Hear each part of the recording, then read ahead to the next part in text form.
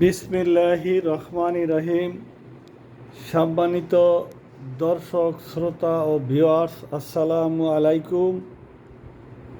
আজকে আমি আপনাদেরকে একটি শর্ট ভিডিওর মাধ্যমে একটা কথা আপনাদের সাথে শেয়ার করতে চাচ্ছি যে আমরা হাদিস অনুযায়ী অনেক কথা শুনেছি যে আল্লাহর রাস্তায় দান খয়রাত করলে অনেক সওয়াব পাওয়া যায়।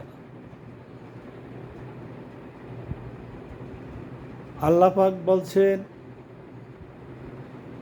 ওয়ানফিকু মিম্মা রাযাকনাকুম ফি সাবিলিল্লাহ, ওয়ানফিকু মিম্মা রাযাকনাকুম ফি সাবিলিল্লাহ।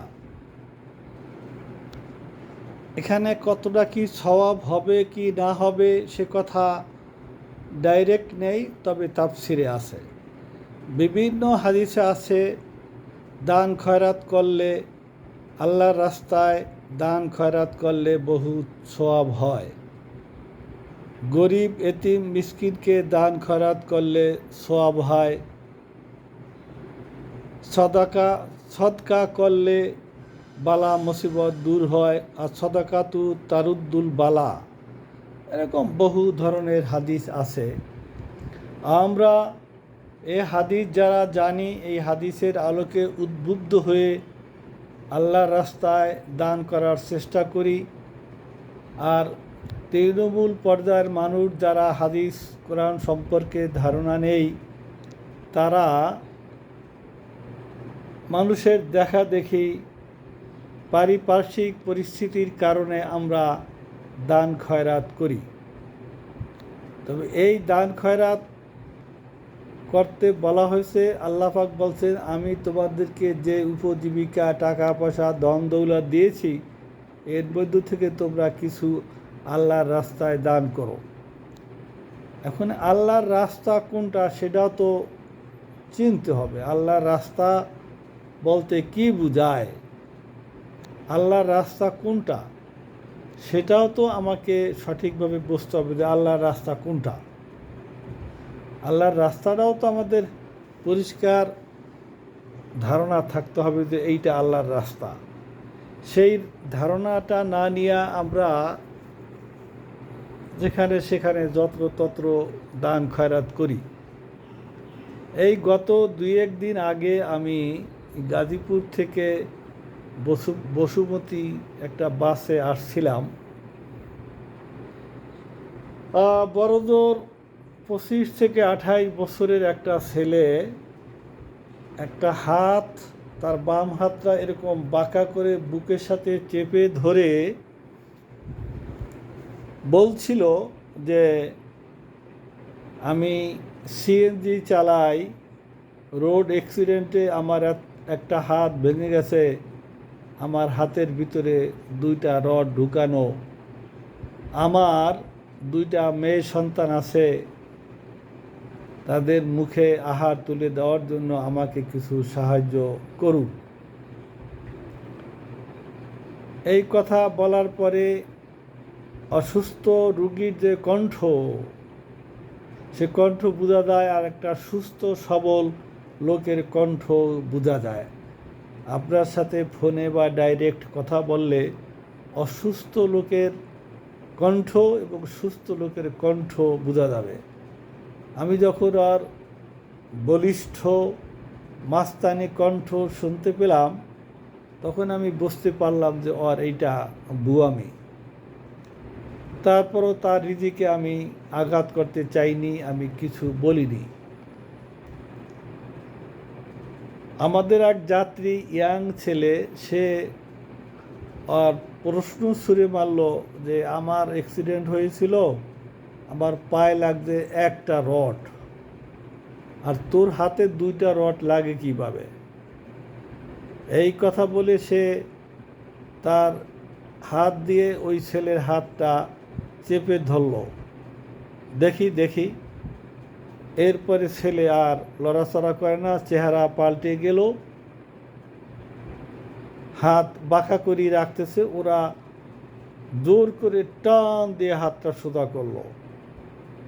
তাহলে তার ভরিতা এবং ধোঁকাবাজির প্রক্রিয়াটা দেখেন। এরকম বাংলাদেশে হাজারে হাজারে লোক প্রতারণার আশ্রয় নিয়ে ভিক্ষা করে, আমরা এদেরকে ভিক্ষা দেই। এটাকে আমরা মনে করি আল্লাহর রাস্তা। যেহেতু গরিব মানুষ, অসহায় লোককে মুখে আহার তুলে দেওয়ার জন্য আমরা সাহায্য করছি। তবে ওই ছোটোবেলা একটা কবিতা পড়েছি না আমরা, নবীর শিক্ষা করো না ভিক্ষা, মেহনত করো সবে। আমরা তো এইটা মনে রাখি না। তবে কোরআন পাকে আল্লাহ পাক এবং হাদিসে আল্লাহ রসুল কখনো কোথাও ভিক্ষা বৃত্তিকে উৎসাহ দেন নাই, ভিক্ষা করো এই কথা বলেন নাই। আল্লাহ পাক বলছে ওয়াম্মা সা ইলা ফালা তানহার, তোমার কাছে অসহায় কেউ যদি হাত পাতে কিছু চায়, ফালা তানহার, তাকে নিষেধ করো না, তাকে ধমক দিয়ে সরিয়ে দিও না। ফাম্মাল ইয়াতিমা ফালা তাকহার, এবং এতিম যারা আছে তাদেরকে ধমক দিয়ে সরিয়ে দিও না, এরকম কথা আছে। এতিমকে বলে নাই তুমি ভিক্ষা করো, আর অসহায় গরিবকে বলে নাই যে তুমি ভিক্ষা করো।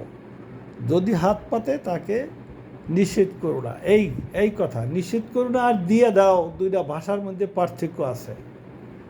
এই কথার পরে আমাদের দেশে হাজারে হাজারে লক্ষ লক্ষ লোক প্রতিদিন কৌশল করে ধোঁকাবাজি করে ভিক্ষা করে যাচ্ছে। আপনি যদি কোনো অভিজাত মার্কেটে, বসুন্ধরা, যমুনা ফিউচার পার্ক এই জাতীয় কোনো মার্কেটে ঢোকেন, সেখানে হয়তো ভিক্ষুক পাবেন না। সেখানে সম্মানের সাথে সালাম দিয়ে আপনার সাথে কথা বলে। তাছাড়া ছোট ছোট মার্কেটে, হাটে বাজারে চলাফেরায় ভিক্ষুকের অভাব নেই। আপনি যখন পকেট থেকে টাকা বের করবেন দোকানদারকে টাকা দেওয়ার জন্য, মাছ বাজারে, সবজি বাজারে, অমনেই দেখবেন যে একটা বৃদ্ধ মহিলা হাত পাতে। আপনার কাছে ভাঙতি নেই, 3 বার বলার পরও সে হাত সরাবে না, আরও চাবে। কোনো মতে যদি ওই দোকানদার থেকে চেয়ে 10 টাকা দেন, দেখবেন যে আরও 6 জন এসে দাঁড়ায়। তো এইটা তো একটা বিড়ম্বনা। এটা কি সওয়াবের কাজ হবে নাকি? ওই ছেলে যখন হাতটা সোজা টান করলো, চেহারা পাল্টে গেল। আরও কয়েকটা তরুণ ছেলে ছিল, ওরা গলা ধাক্কা দিয়ে বাস থেকে নামিয়ে দিল। বাস থেকে নেমে সে যে কি গালাগালি কল্পনা করতে পারবেন না। এগুলো তো আমার মনে হয় যে বাঙালিরা অনেক ধৈর্য ধরে, অনেক সহ্য করে। এরকম প্রতারণা করে ভিক্ষা করে এর উদাহরণের কোনো শেষ নেই। আমি একটা ভিডিওতে দেখলাম, একটা ভিক্ষুক, অল্প বয়সে, স্বাস্থ্য ভালো, মাথায় ব্যান্ডেজ করা, হাত পা ব্যান্ডেজ করা, ওই যে ঠেলা গাড়ি পিছনে একজনের ঠেলে বাক্সর মতো, সেই গাড়িতে বসা।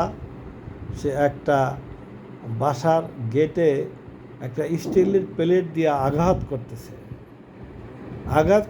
এই আওয়াজ পেয়ে দরজা খুলে বাড়িওয়ালারা বের হয়ে ওরে ভিক্ষা দেবে এই উদ্দেশ্যে। দরজা ধাক্কা দেওয়ার সাথে সাথেই খাউ খাউ করে একটা পোষা কুকুর ওরে আক্রমণ করার চেষ্টা করলো। কুকুর যখন আক্রমণ করার চেষ্টা করলো, তখন ও প্লেট ফেলে গাড়ির থেকে নেমে দৌড় দিল। ওর হাত পা সবই ভালো, সুস্থ। ও দৌড় দিয়ে একটা ওয়ালের উপর দিয়ে টপকে পড়ল। ওই ওয়ালের পাশেই এক মহিলা মাটির চুলার উপরে একটা বড় পাতিল রেখে সে কাজ করতেছিল। ওই ছেলেটা, ভিক্ষুক ছেলেটা, ওয়ালের উপর দিয়ে পড়ল, তার মাথা পড়ল নিচে। তার মানে ওই পাতিলের ভিতরে মাথা পড়ল। এখন তো মাথা বের করতে পারতেছে না।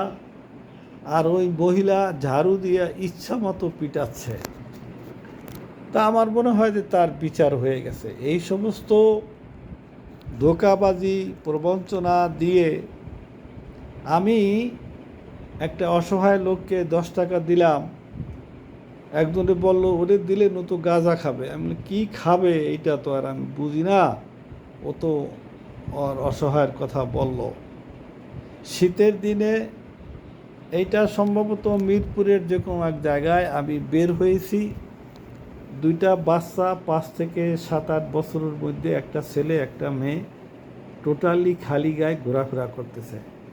আর আমরা টপ 10-এর কাপড় দিয়ে স্যুট কুট বানিয়ে কেঁপে কেঁপে হাঁটতেছি। এটা দেখে আমি ওদেরকে নিয়ে ফুটপাতে ওই যে সোয়েটার বিক্রি করে ওদেরকে 2টা সোয়েটার কিনে দিলাম। যখন কিনে দেই তখন ওই দোকানদার বলল, স্যার ওদেরকে কী দিবেন, ওরা তো একটু পরে এসে আবার বিক্রি করে টাকা নিয়ে যাবে। এরকম ডেইলি 2-4 দর্জন ওদেরকে দেয়, ওরা খুলে ফেলায়। ওদের এইটা একটা ব্যবসা। আমি অবাক হয়ে গেলাম। তো যেহেতু ছোট বাচ্চা, নিশ্চয়ই গরিবের ছেলে, তা না হলে কি এভাবে আসে নাকি। আমি কিনে দিলাম। কিনে দিয়ে আমি একটু কৌশল করে আবার একটু খোঁজ নিলাম। এখন ওই বাচ্চা দুইটাকে আমি আর দেখি না। ওই ছেলেটার জিজ্ঞেস করলাম দোকানদার, ও বললো যে হ্যাঁ, ওই যেই টাকা দিয়ে কিনছে সেই টাকা দিয়ে দিছি, ওরা চলে গেছে। এই হলো আপনার আমার চোখে ধুলা দিচ্ছে 5-7 বছরের একটা বাচ্চা। তাদের কাছে আমরা হেরে যাচ্ছি। এতগুলো কথা বলছি এই কারণে, মসজিদ মাদ্রাসায় দান খয়রাত করে মানুষ, কিন্তু কিশোরগঞ্জের পাগলা মসজিদের যে দান খয়রাত, এগুলো আপনারা সবাই জানেন, অনেকেই বিষয়টাকে খুব গভীরভাবে তলিয়ে দেখেন না। কিশোরগঞ্জের পাগলা মসজিদ কেন নাম রাখা হলো এটা আমার জানা নাই, তবে শোলাকিয়া এই ইতিহাসটা জানা আছে। সেই পাগলা মসজিদে বিদেশি বলতে যে সমস্ত লোকগুলো বিদেশে থাকে তারা এসে ওই পাগলা মসজিদে দান করে। পাগলা মসজিদে দানের কোনো শেষ নেই। গরু ছাগল হাঁস মুরগি, টাকা পয়সা, সোনা গয়না, মোবাইল, ল্যাপটপ, বাসা ব্যবহৃত ল্যাপটপ, সোনা গয়না, টাকা পয়সা, অলংকার, ঘড়ি, আংটি, ছাতা, লাঠি, গরু ছাগল,